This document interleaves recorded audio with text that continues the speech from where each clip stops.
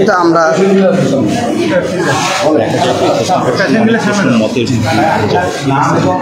আমাদের ইয়াগুলো আছে সবাই। আব্দুস সালাম বাবলা বৈষম্য বিরোধী ছাত্র আন্দোলনে সমর্থন দেয়ায় হয়েছেন আসামির শ্রেণীভুক্ত। প্রতিহিংসার ছোবলে হারিয়েছেন পরিবারের রুটি রুজি। শুধু তাই নয়, ধ্বংস করা হয়েছে সহোদর ভাইয়ের তিল তিল করে তৈরি করা ব্যবসা প্রতিষ্ঠান।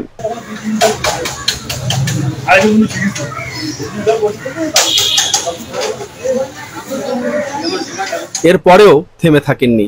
বৈষম্য বিরোধী ছাত্র আন্দোলনে আহতদের সুচিকিৎসার দেখভাল করছেন তিনি।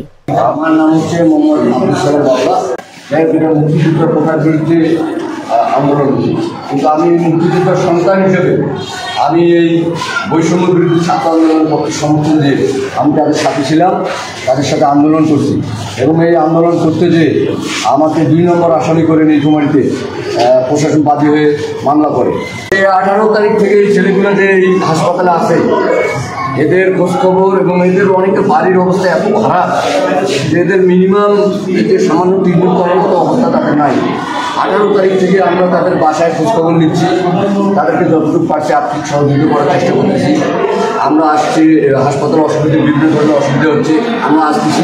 গেল 1 জুলাই থেকে 4 আগস্ট পর্যন্ত বৈষম্য বিরোধী ছাত্র আন্দোলনে ধাওয়া পাল্টা ধাওয়ায় পুলিশের ছোড়া শটগানের ছড়ার গুলিতে আহত হয় শতাধিক আন্দোলনকারী। তাদের মধ্যে অনেকেই নীলফামারী জেনারেল হাসপাতাল থেকে প্রাথমিক চিকিৎসা নিয়ে বাড়ি ফিরলেও এখনো হাসপাতালের বেডে শুয়ে যন্ত্রণায় কাতরাচ্ছেন আন্দোলনকারীদের অনেকেই। গুরুতর আহতদের সুচিকিৎসা সেবা নিশ্চিত করতে দলীয় কার্যক্রমের পাশাপাশি খেয়ে না খেয়ে শ্রম দিচ্ছেন জেলা জাতীয়তাবাদী স্বেচ্ছাসেবক দলের সভাপতি আব্দুস সালাম বাবলা। শুধু তাই নয়, গত 5 আগস্ট শেখ হাসিনা সরকার পতনের পর সংখ্যালঘুদের বাড়িঘর আর পূজা আর্চনার স্থানগুলো সুরক্ষিত রাখতে রাত জেগে করা পাহারায় বিশেষ ভূমিকাও পালন করেন তিনি। আপনারা ইতিমধ্যে জানেন যে একটা গুজব ছড়াচ্ছে যে হিন্দু সম্প্রদায়ের উপরে আক্রমণ হচ্ছে। আসলে গুজব, আমি এই জন্য যে আমাদের এখানেই ব্যবসা বাণিজ্য করে, এখানে একটু বলতে চাই মেয়েদেরকে, আচ্ছা আপনারা যে ব্যবসা বাণিজ্য করতেছেন কোনো সমস্যা?